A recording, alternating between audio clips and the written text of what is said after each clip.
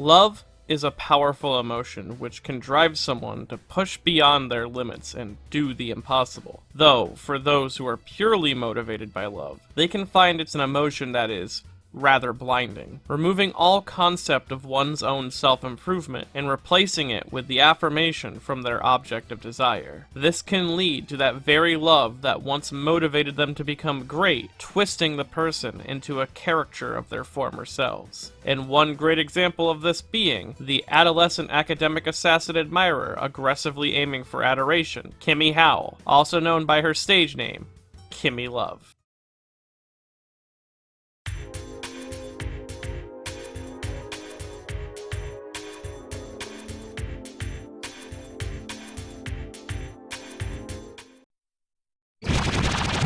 Kimmy Howell is Travis Touchdown's #1 fan and was originally an optional boss fight that debuted during the desperate struggles of the second game's story. Her role in that game was a thematic one, representing how much Travis's legacy and the practices of the UAA have impacted the world around us. As well, she allows the player to experience the receiving end of being a ranked assassin that the end of the first game attempted with Aaron Palmer's ambush, as she can technically issue her challenge to Travis anytime after you achieve the 25th rank. Though, after surviving her encounter with the Crownless King, Kimmy dedicated her life to surpassing Travis and almost completely ignores her own accomplishments along that path, being blind to her own obsession. Though before we get too deeply into that, let's first understand the meaning behind her name and design. Now, the name Kimmy Howell doesn't seem to have been selected for any of the meaning within the name itself, and more so seems to be a reference to No More Heroes' own history, as Kimmy is a shortening of Kimberly, and one of the most prominent characters in No More Heroes, specifically the first game, is Shinobu Jacobs, who is voiced by the lovely Kimberly Brooks, so it's very possible that Kimmy's name is in reference to her. Now, Kimmy and Shinobu also share a lot of similarities in their roles in both their games, where they are both school-aged girls who got into assassin work, became top of their class in sword fighting, both battle against Travis, as well as after they are defeated by a well-placed wrestling move during their desperation attack, Travis ultimately spares their lives due to his inability to kill a woman, which he masks with an excuse about them being too young to kill and promises to fight them later when they're fully grown up. Not to mention, both characters have a slight obsession with Travis in some way. As well, in a similar vein to Shinobu's later designs, it's very possible that Kimmy's appearance and general idea in No More Heroes 2 was inspired by the Kill Bill Volume 2 character of Gogo Yabari, a sadistic 17-year-old schoolgirl assassin and bodyguard of O-Ren Oshi, who herself was inspired by a character from the famous 2000 Japanese thriller movie Battle Royale. Now, for her last name Howell, there doesn't actually appear to be any direct influence on it that I could find, outside of it being an old Welsh name, which is likely why it was picked to have it tie back to Kimmy's own English descent, given her accent. She is designed with the appearance of a young English-American schoolgirl, with the idea of a dose of innocence and youth likely being the main design motifs when working on her character, as concept artist Chihiro Honda not only gave her meek and shy body language to demonstrate her own inexperience, which was then translated to her animations in-game, but also freckles, pigtails, and originally glasses, which all elevated her own immaturity. Kimmy is also given some accessories like a large book on astronomy that symbolizes her own intelligence, a stuffed animal purse showing off her innocence, as well as being a representation of herself, but we'll get more into that later, and of course a recorder, being a physical manifestation of her passion and future goals, while also being a simple woodwind instrument often associated with youth and early school years in both the West and in Japan. She is very much designed to be like a girl you would see in a romantic visual novel like Tokimeki Memorial. She even calls Travis to meet her under a tree atop a hill in a schoolyard just to hand over her confession letter, which is a writing trope made famous by that series of games. Though, like most things in No More Heroes,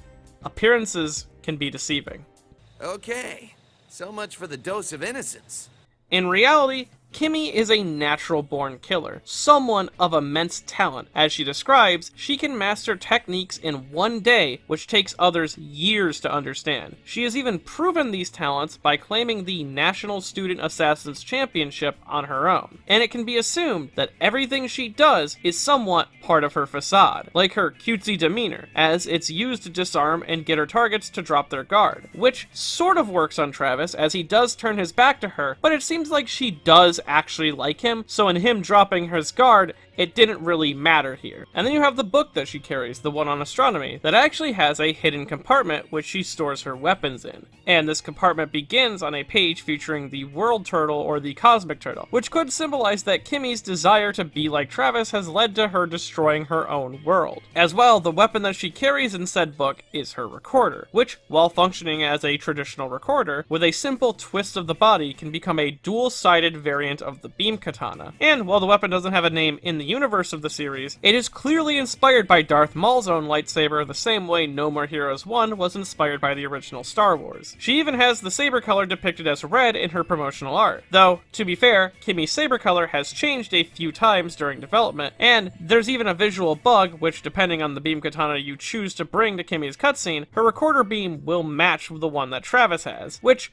while likely being an unintentional quirk of how saber colors are stored in the game, is a nice, weird way to reinforce her stalker-like nature, as she copies Travis down to his beam katana color. Though, the color is fixed in the boss fight itself, where it takes on a vibrant pink color that she keeps throughout the rest of her appearances. Now, Kimmy's love for Travis is designed in a way to comment on the idea of idol worship found all throughout No More Heroes 2. She, like many of the other assassins, have come to obsess over Travis and his actions, with Kimmy even developing a celebrity-like crush on Travis, which slowly morphs into stalker-like behaviors. She is a clear representation of how easily idol worship and parasocial relationships of a celebrity can evolve a fan into becoming a stalker or worse, as Kimmy's desire to prove that without a shadow of a doubt she is the true #1 fan of Travis the Great, her only logical conclusion was that she needed to kill Travis in battle and surpass him. That way, he'd always be hers, which is a typical thought pattern for writing some sort of yandere-esque character. Which leads us to her boss fight,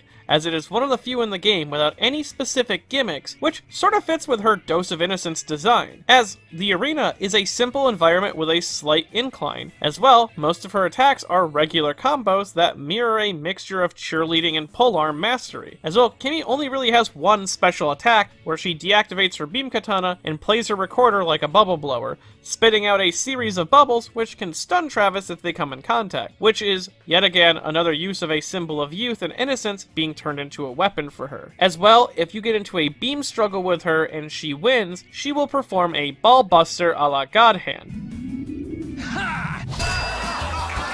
which might actually be intentional, as she does wear a 4-leaf clover on her uniform, which might be in reference to the sadly defunct Clover Studios, which is a game development studio which one of Suda's closest friends in game development worked, that being Shinji Mikami, who was one of the leading forces behind the creation of God Hand. Now, her boss theme is also rather interesting. Its name is Dose of Innocence, and it was created by Neutrino, an artist who worked on a couple of other boss themes in this game. One of the most stand out is Destroy Man. Now, its name likely comes from Travis's line right before the fight, but it is also structured in a way to represent the general tone of Kimmy's fight and her character, as opposed to a majority of the tracks you hear throughout No More Heroes 2, which rack up the intensity of the combat with its punk rock sound trying to emulate the music which inspired No More Heroes to begin with. Dose of Innocence has a sort of bubbly, almost garage rock feel to it, similar to that of bands like Beach Boy.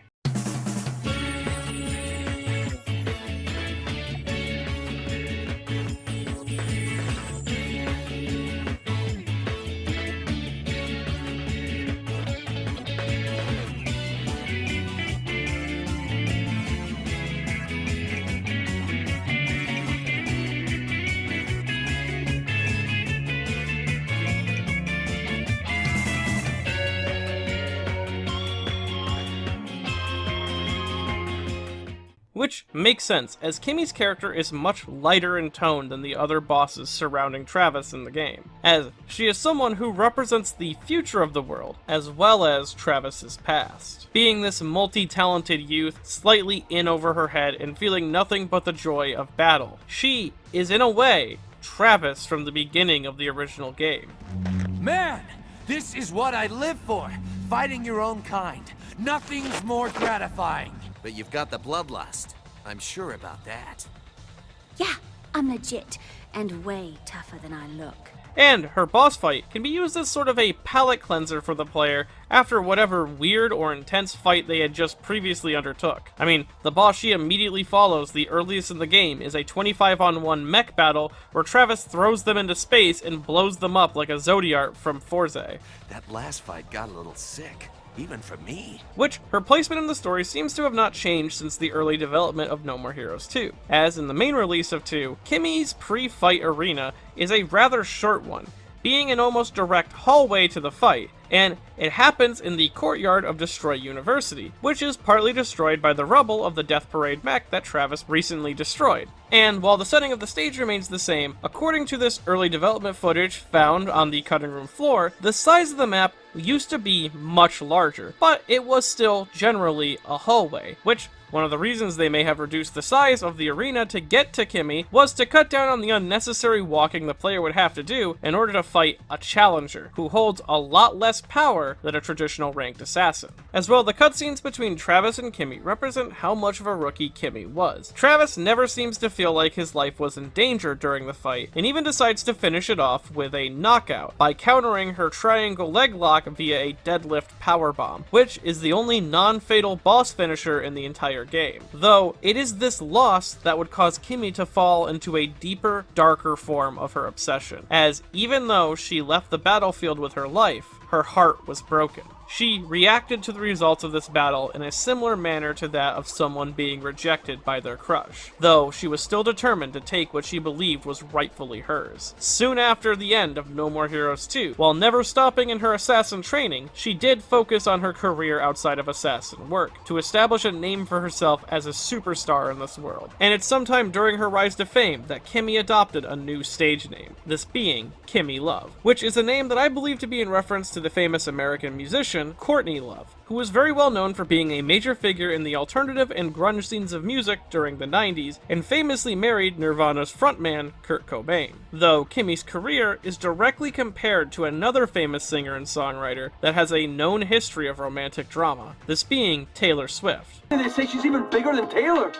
Yeah, she's famous, I got that. As well, Kimmy's design has evolved in a rather similar way to Taylor's own public image, starting off as someone with a very girl-next-door appeal that then transitioned into a shock star performer. Though, this was due in part to Kimmy being given a new character designer brought on to work during No More Heroes 3. This, of course, being Mari Shimazaki, the designer best known for her work on the Bayonetta series, which, interestingly enough, Kimmy's voice actress, Jennifer Hale, would go on to become the new voice of Bayonetta in Bayo 3. So, there's this weird coincidental chain between the characters now, that I think is rather interesting. Now, her design change is very noticeable, and while her new look may feel a lot different than the Kimmy you know, it does take elements from her original design and puts them through a sort of disco ball mirror effect. Firstly, we have the choker that Kimmy Love wears. It has a 4-leaf clover in the middle, which matches the clover that Kimmy wore in her original outfit. And then you have her beam katana being redesigned to have a new outer shell. Instead of a recorder, it's now a microphone, which is a beautiful way to demonstrate how far along she's come in her musical career. As I mentioned before, a recorder is the most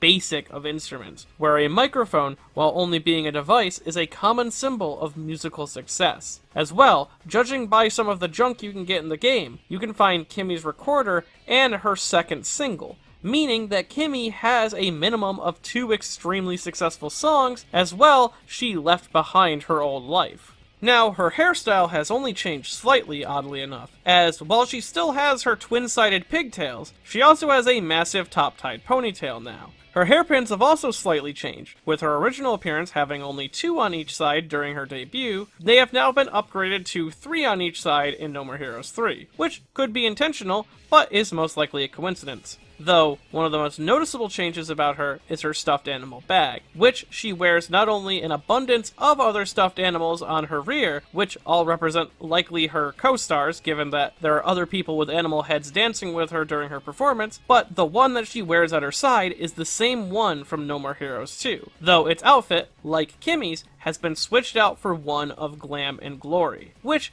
is almost a nice microcosm of her character as a whole, as even though she has grown in age, popularity, and talent, Kimmy has not matured beyond the person she was all those years ago. She is simply wearing the outfit of someone who has, as she is still focused on her single-minded desire of killing Travis and surpassing him. And in her final performance, she has an exchange with Travis where she details how her career and life up until now was in a way to surpass him, needing to even invite him to her performance in order to finally try and kill the past. Moving on from these obsessions that have in no small part dictated her life up until now, which is an element of her story slightly reinforced by the galactic superheroes she ends up killing and taking the place of. That being Vanishing Point, the Memory Thief, who is an alien criminal that steals memories and has a name that is a reoccurring reference in most of Suda's work, likely coming from the New Order song, Vanishing Point. And Kimmy is someone who is fueled entirely by her memories of that fateful day, making her a prime target of Vanishing Point, and thus he attacks, which may be in part set up by Sylvia to attack her specifically on that day because Travis was given an invitation to that specific performance. But either way, with Vanishing Point's death, Kimmy was re-entered into the ranking fights, but this time as a full-fledged assassin and not a challenger, and thus Travis's hands were tied. Now, by the end of their encounter, one of them would have to die. This time we fight to the death! Yeah, bitch. Fuckhead. Though, one thing I did really like about this fight is how Kimmy's growth to a full-fledged assassin is represented by her having a real-ass boss arena in this game. One with a gimmick and a stage she chose herself, not a recycled one from another fight. As even though she invites Travis to this location like she did in No More Heroes 2, the place they battle was designed specifically for her. It is her stage, literally. And to set the tone of the depressing battle that Travis wished to avoid, we have this great boss theme. Awesome Holiday in the Sky, a beautifully composed song which begins with a slow drawl that becomes sort of a somber party mix and is full of lyrics which reference the unavoidable nature of the death that awaits either one of them at the end of this fight.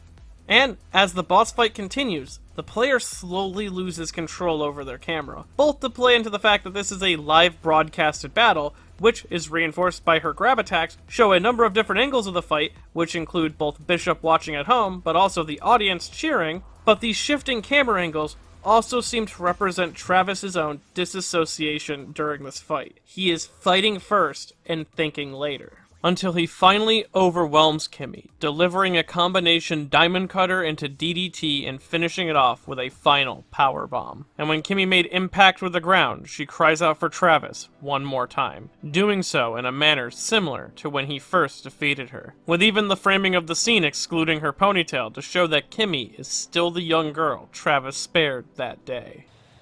Travis the Great.